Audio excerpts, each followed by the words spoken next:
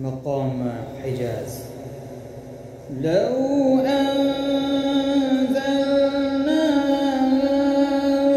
القرآن على جبل لرأيته خاشعا متصدعا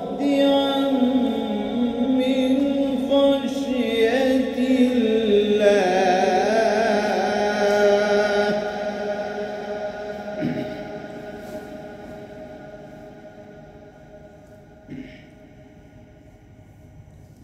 مقام حجاز الجواب.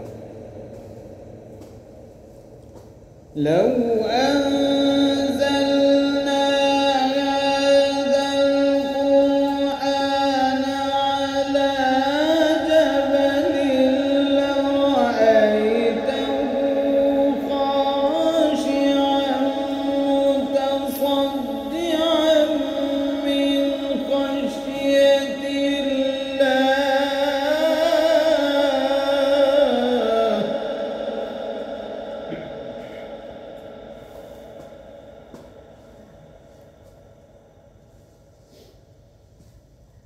مقام حجاز جواب. لو